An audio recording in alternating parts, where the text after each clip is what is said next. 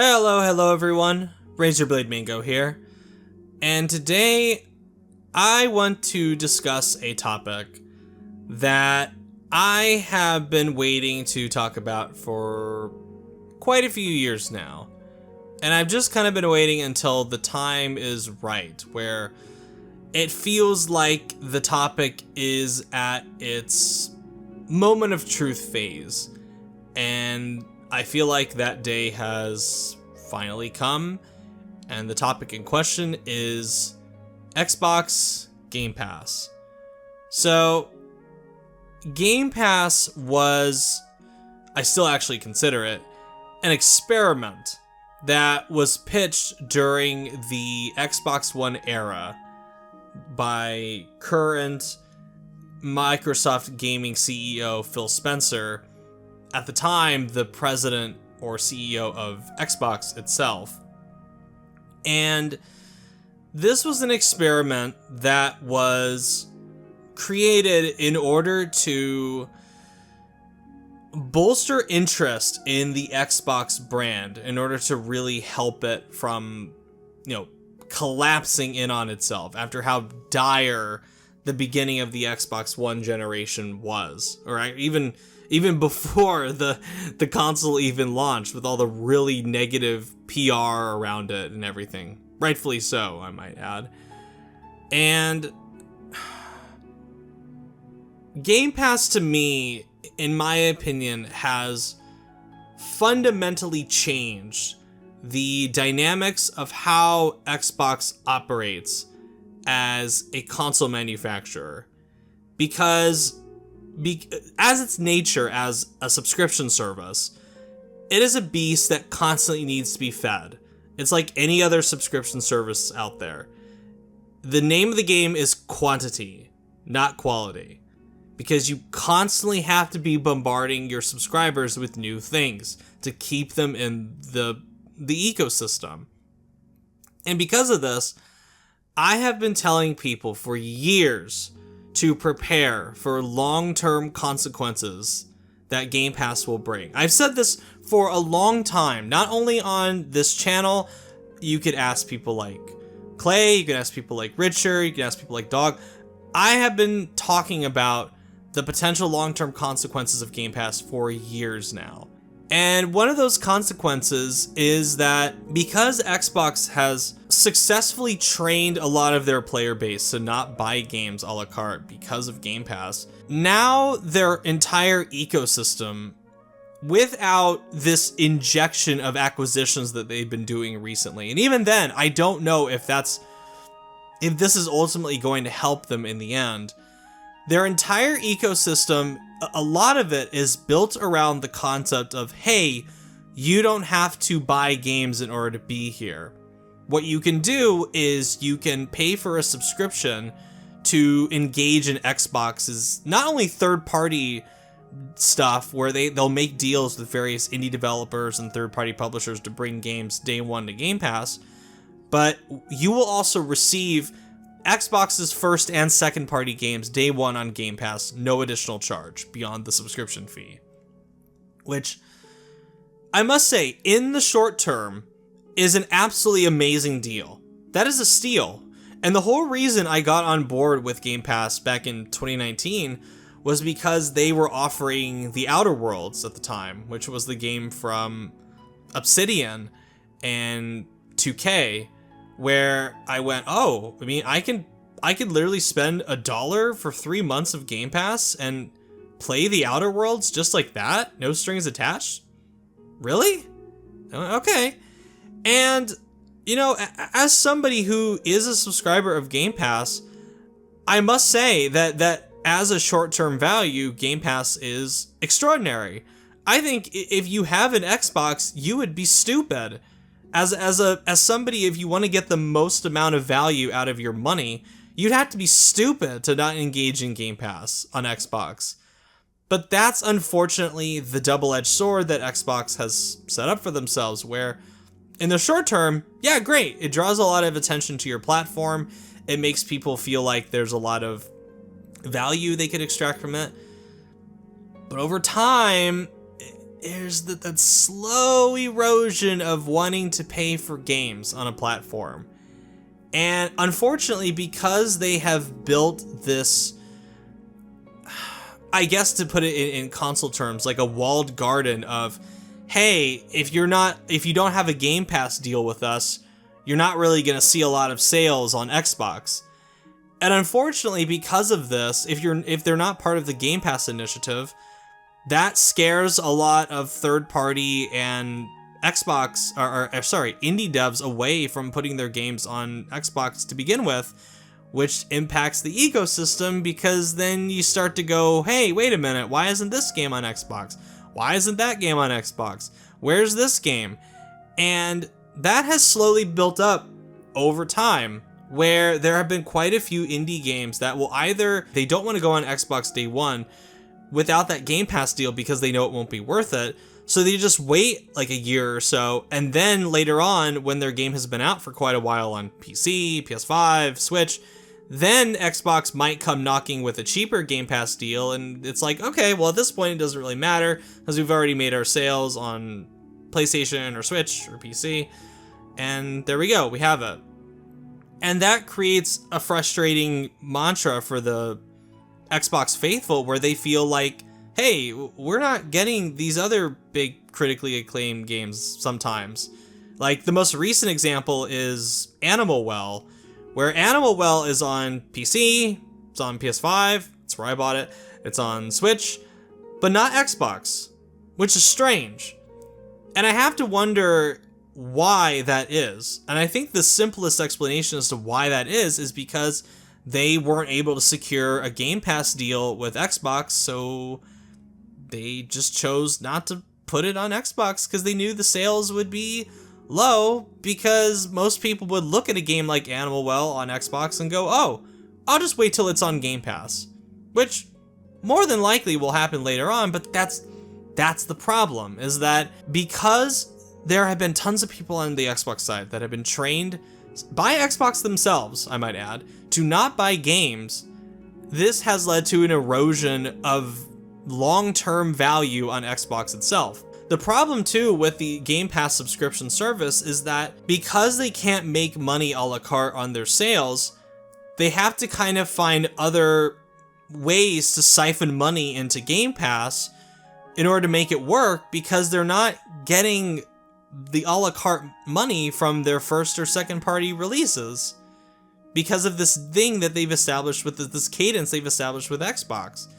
So, and I think if it wasn't for Microsoft, I think Xbox would be even in a much worse state than they are right now. I don't even think this system would work without a big daddy warbucks like Microsoft. And I think what's so annoying too about Game Pass is that, and I say this as a subscriber of Game Pass, is that I have repeatedly questioned the economics of how Game Pass financially works for Xbox. And Xbox loves to put out these very vague statements about how Xbox is profitable for them. And I think Phil Spencer once said something ridiculous like, more people spend money on our platform from using Game Pass. And I'm like, that does not make any sense. What do you mean? Because they use a subscription and they get their games that way, that somehow incentivizes them to spend money a la carte? Unless he was talking about microtransactions or something like that. But again, it's a statement that is very vague, and he doesn't get into specifics, which again, it falls under Xbox's really bad communication that I've talked about before. And now because of this, and because they have to keep feeding the beast that is Game Pass, this is part of why they have bought all these studios. This is why they bought Bethesda. This is why they bought Activision Blizzard to begin with, not only to get the revenue, but to feed the Game Pass subscriber numbers. And unfortunately, the part of the reason why this experiment has failed, and we've reached this point of where it's like, I don't really see the value in it anymore, at least for Xbox, I don't see the point in keeping it going, is that their subscribers have stagnated. There was something that leaked during the FTC trial where Xbox had some kind of graph where they talked about how by the year 2030, they would need to hit somewhere between 90 to 100 million subscribers in order to be profitable. And as of 2024, as of that business meeting that they had, the business meeting in quotes, that they had back in January or February, whenever the hell it was, they said that they had 34 million Xbox Game Pass subscribers.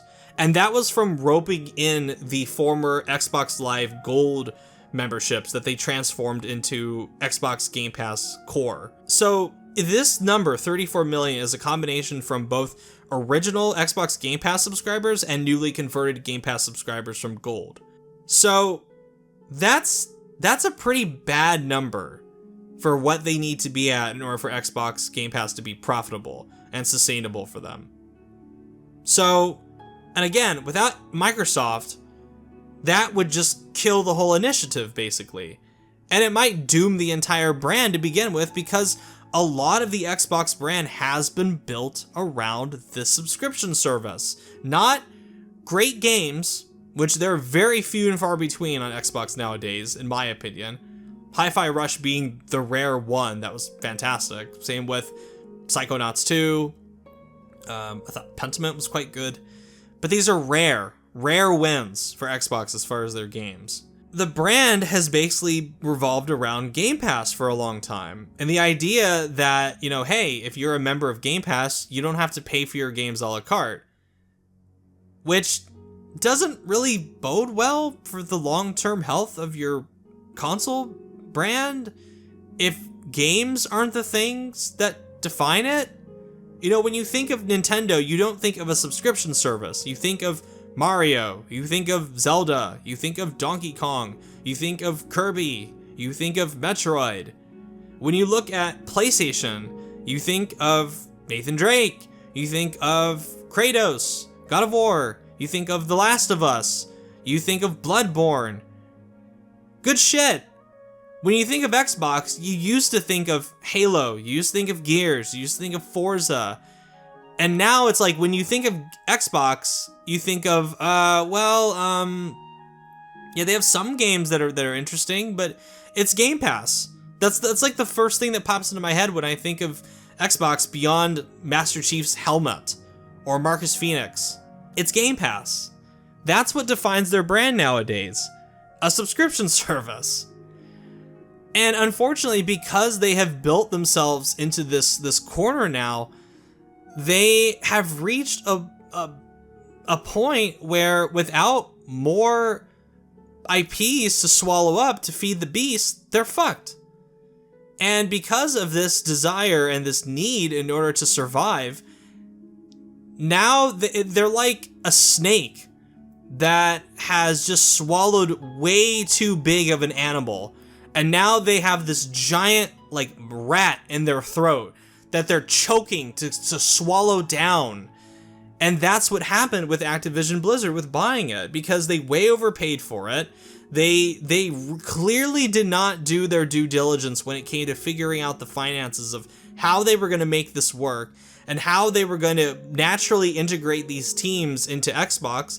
And as a result, it has just resulted in a lot of people losing their jobs and some studios being closed down. And it's not even going to be the end of it, according to other reports that we've gotten ever since Tuesday, when it was announced that Tango and Arcane Austin and Roundhouse and Alpha Dog were closing. Now we've reached the point that I call Game Pass's moment of truth. And it all revolves around one franchise. The whole reason that Xbox went after Activision Blizzard. Call of Duty. This game, this might be the single most important get in Game Pass's history. But there's a problem. And it's almost like Xbox has created this damned if they do, damned if they don't situation for Game Pass. Because they are at this fork in the road with the service. And they have two choices. They either put Call of Duty on Game Pass day one, which is that new Black Ops game revolving around the Gulf War, I think it is, that comes out in October or November of this year. Or they don't. They don't put it on Game Pass day one, and they either never put it on Game Pass, or they wait maybe 6 months once the initial sales have run dry, and then they throw it onto Game Pass. But again, it's this damned if they do, damned if they don't situation, because if they do put Call of Duty on Game Pass day one, they will be losing a ton of potential revenue. I'm always shocked each year when I see how much money Call of Duty generates for Activision Blizzard. And you know what made me sad when I looked at the recent PlayStation charts actually for the storefront? Number 3 in the US for the April 2024 chart, the piece of shit that is Call of Duty Modern Warfare 3, the new one. And again, even in a bad year where they release a bad game, it still prints money for Activision Blizzard. If they choose to put Call of Duty on Game Pass day one and bypass the $70 rips on their own system, they will be losing a ton of potential revenue. Because now that they own Call of Duty, they don't need to share that $70 rip with anybody. They don't need to share the microtransactions on their own system with anybody. But if they give up all this potential $70 rips from Call of Duty, it kind of flies in the face of what Microsoft is now pushing Xbox to become, which is a big, massive, platform-agnostic publisher. Not a console manufacturer, not a console brand, a big third-party publisher. And not only that, they will more than likely, if they put Call of Duty on Game Pass, they more than likely will need to increase the price of Game Pass again and keep the aggressive monetization that pre-acquisition Activision was infamous for, quite frankly. So that's one avenue that's going to come with its own bumps in the road. The other thing they could do is choose not to put Call of Duty on Game Pass day one. And that it within itself is going to have its own ramifications, because the hardcore, ravenous Xbox fan base that they have cultivated and encouraged for practically the length of a whole console generation is going to turn on them so fast and so hard, like a horde of piranhas, and eat them alive. And it will once again be another case of Xbox backtracking on explicit promises that were made as recently as last week, when Sarah Bond was talking to Bloomberg and stressed again that all first-party Xbox games will be on Game Pass day one. That's all of them, baby. That's going to be the next Fallout. That's going to be the next Doom. That's going to be the next Call of Duty. That's going to be the next Blizzard games. All of them.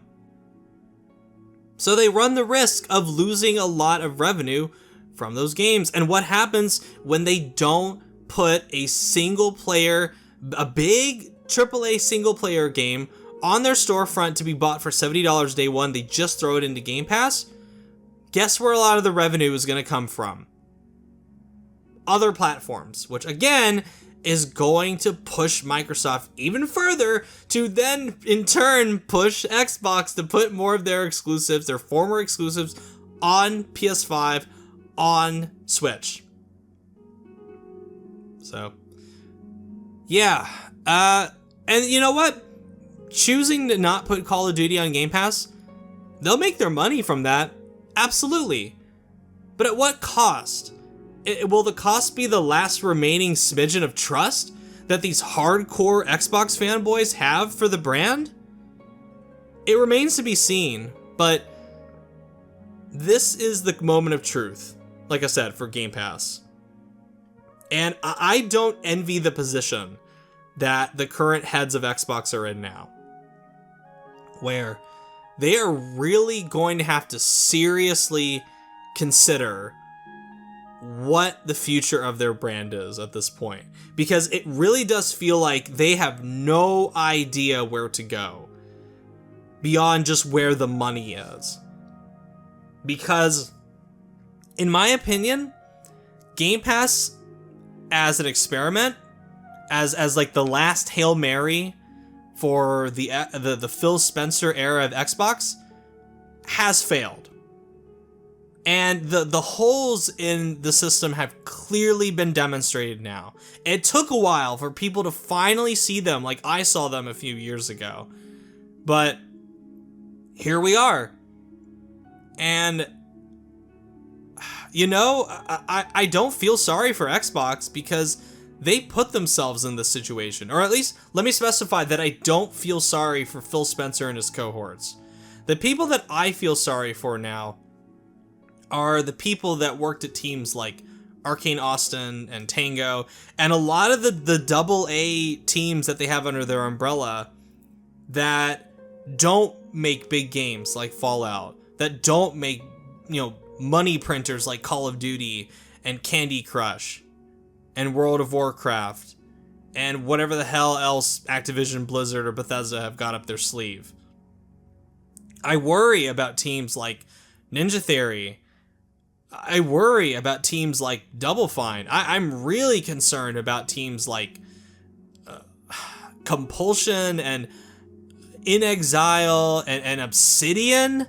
They did this to themselves, Phil Spencer and his cohorts. And, you know, it's time. It's time to see what this gamble will do for the Xbox brand. Because, like I said at the very beginning, I fully believe that Game Pass has fundamentally changed what Xbox is, and it will continue to do so for the years to come until they decide to just get out of the console manufacturing business at all and just start becoming a third-party publisher, an agnostic third-party publisher a la Sega. There we go. Those are my long gestating thoughts on Game Pass. And let me know what you guys think of them. Do you agree? Do you disagree? And as always, I'm Razorblade Mango. Thank you so much for watching, and I will catch you all later. Goodbye.